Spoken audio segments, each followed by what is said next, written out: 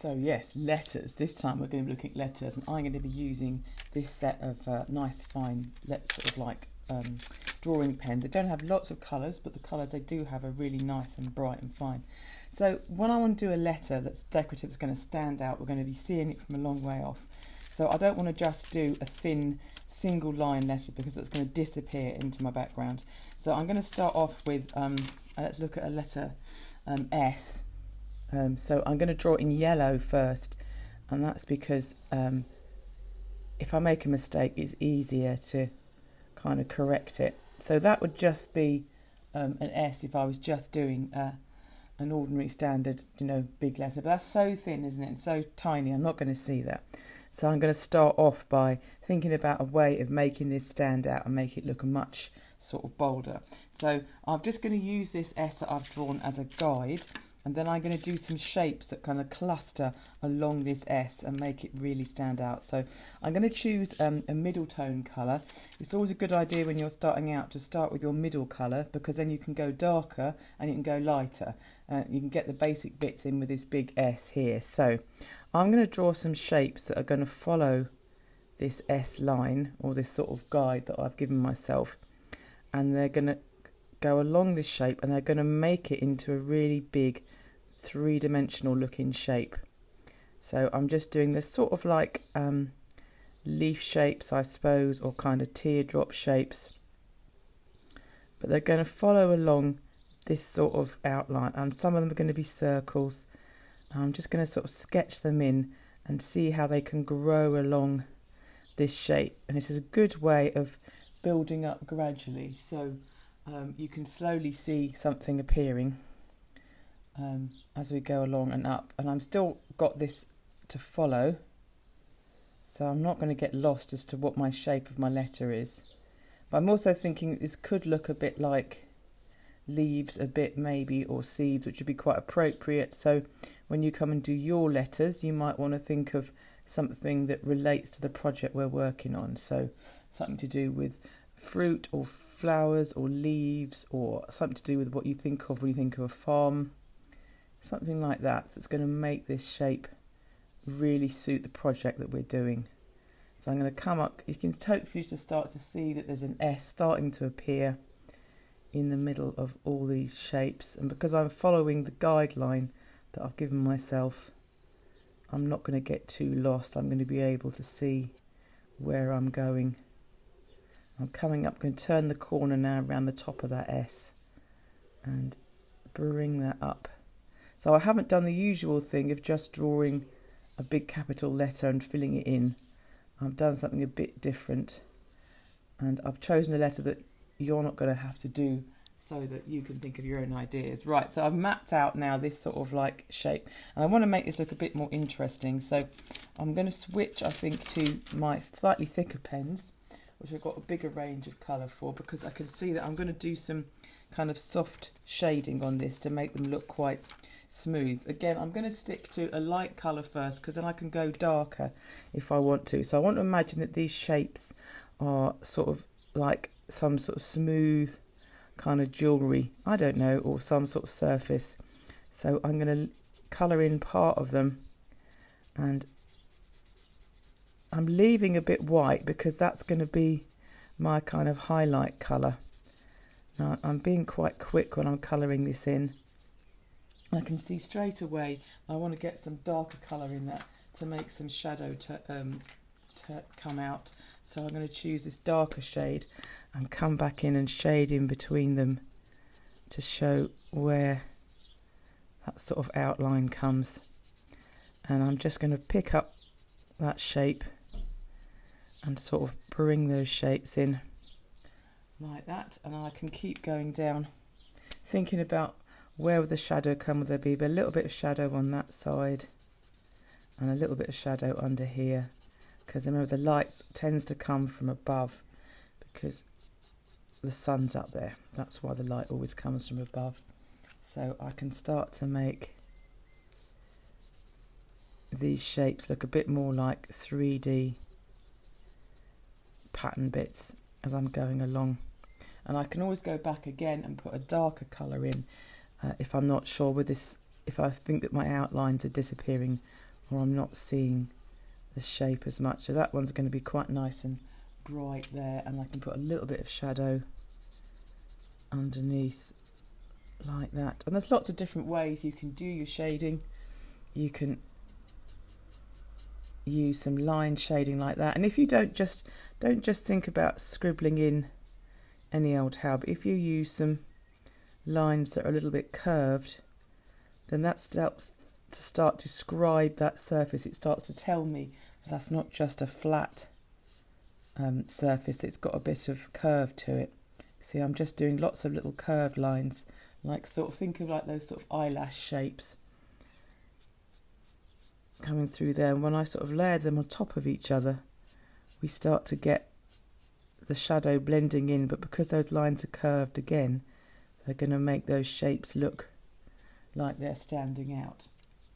So I'm starting to build up, coming around the shape of the S, and you can see that the more I do, the more that S is going to stand out and look like there's something there, and it starts to become more of a shape. So although I can see a letter, it's not just a letter, it's also something that's quite decorative looking. So this one's going to come up here. I'm going to put some dark in there first. A little bit of shadow on that there, because look, that one's sort of tucked up underneath it there. And then I can come back and come with my mid-tone colour, and the mid-tone's going to come out a bit more into that sort of area, just using those curled lines.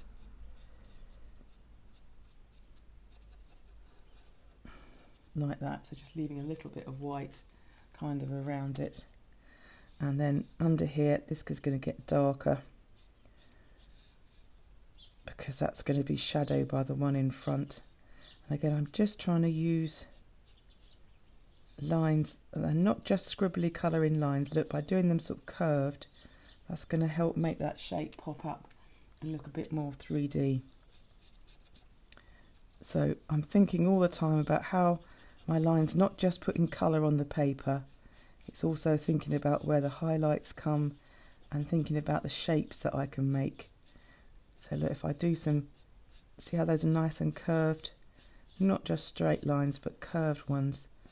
And they just help make those look like they're also curved, bobbly things. Now I think I can get a bit more shadow in there. If I had a bit more time, I'd go over the whole of that, but I'm just going to show you now. I'm going to come back with an even darker colour now and get some shadow in to those kind of areas. See, like I can just make them pop out a bit more by putting the shadow in, but I don't know where to do it until I've got some of the mid-tones in the sort of other colours, because otherwise I won't know exactly where to put them, and I might go too dark too fast, because you can always make something darker, but it's really hard, almost impossible to make it lighter against once you've coloured it in. So don't rush in with your dark tones, just get your mid-tones and your highlights in first, and then if you want to make these shapes more definite, you know, you can give them a bit of a darker colour in there like that. And I think this highlight area is fine, but it's probably a bit too white and not so interesting, so I want to find a really pale colour. So I think I'm going to use a yellow, and I'm going to blend some of that in maybe. Oh, that's quite nice though, because it's sort of contrasting. So it's going to be a yellow highlight, so that means I can just leave a tiny bit of white and then blend over the top, drawing those colours in, and then that gives that a whole different kind of feel.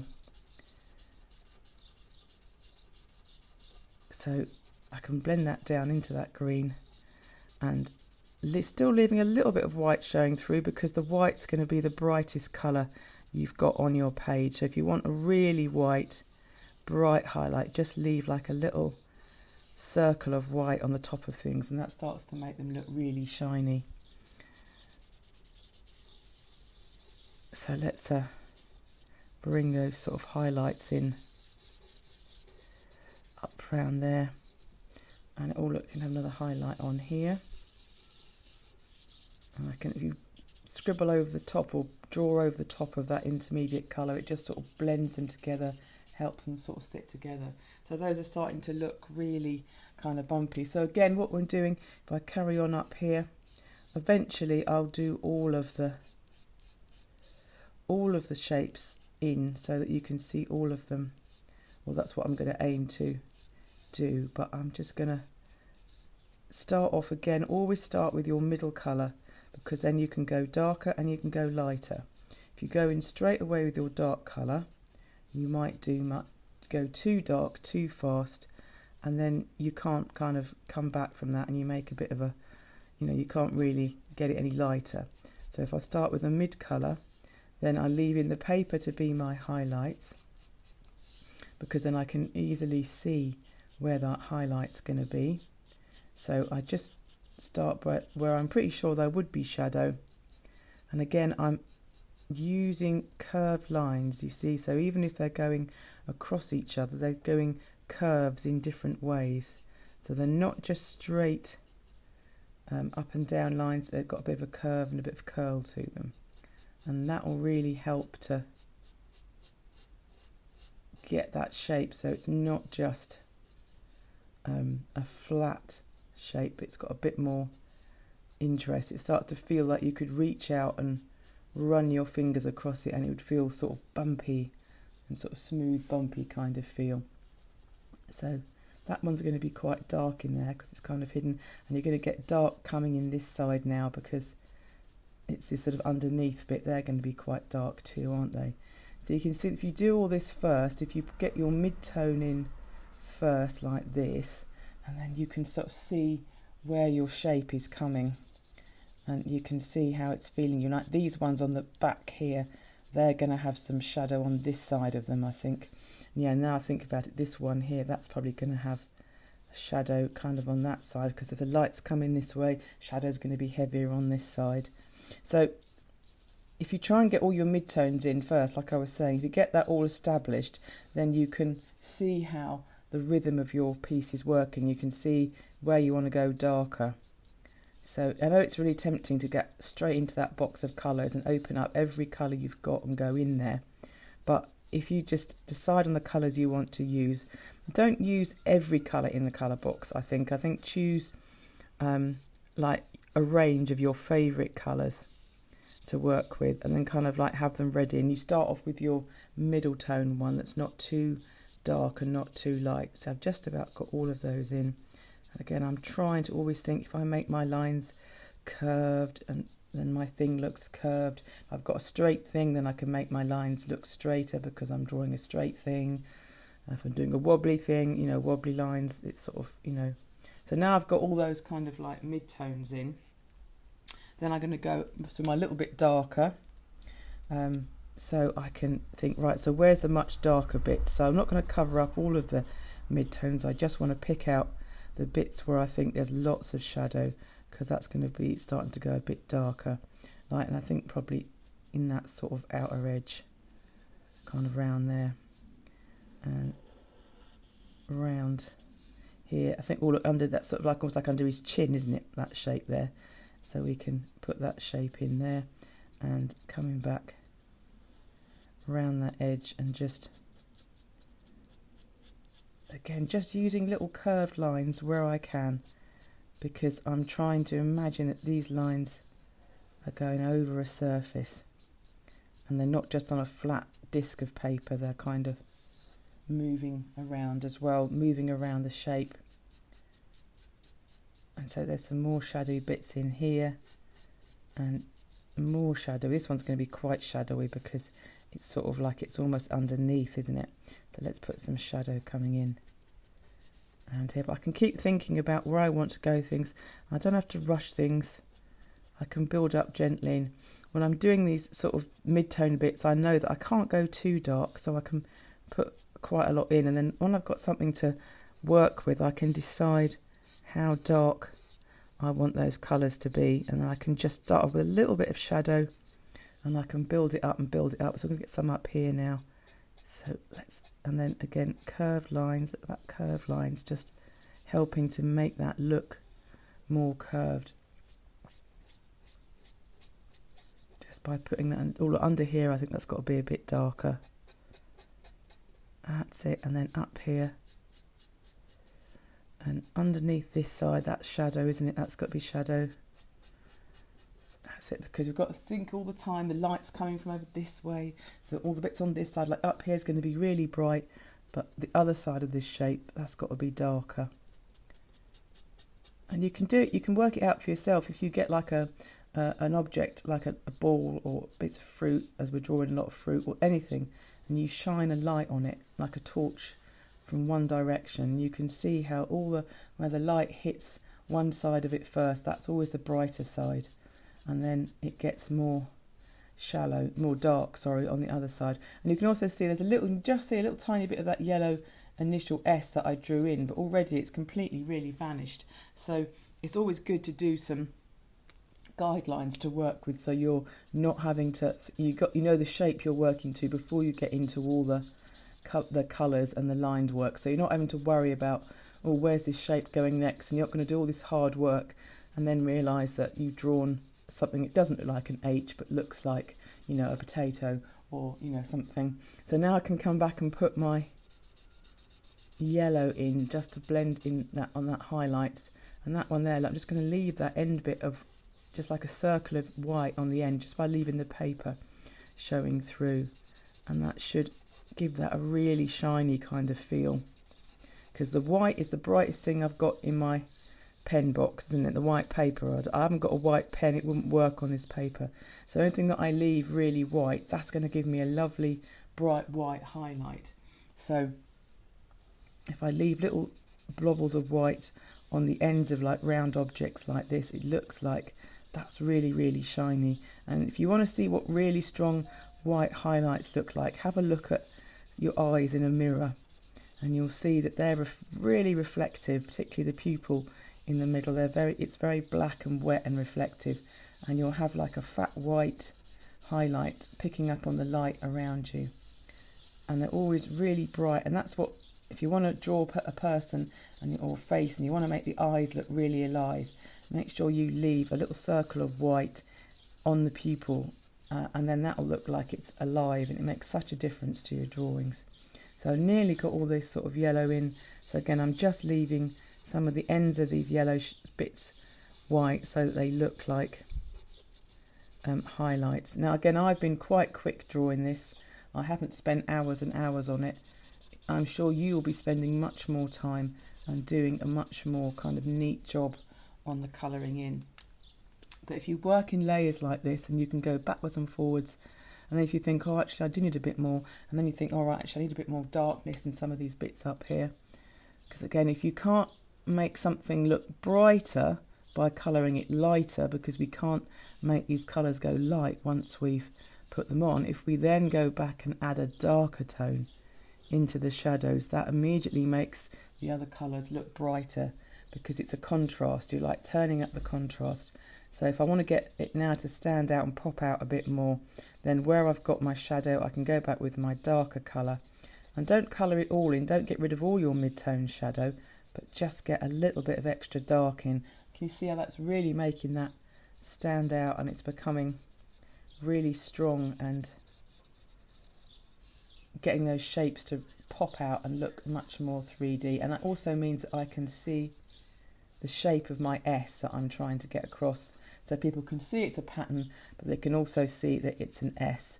And if I'd written a whole word like this, they'd be able to read the word but also enjoy the pattern. And that's really what you want your illuminated or your decorated letters to do. You want to be able to see the letter, so I want to be able to know exactly what letter it is without having to think about it.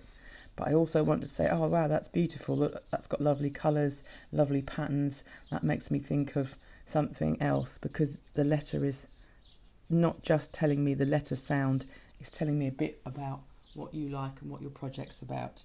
So there we go, it's a very quick decorated letter S, and I can't wait to see all the decorated letters that you're going to do.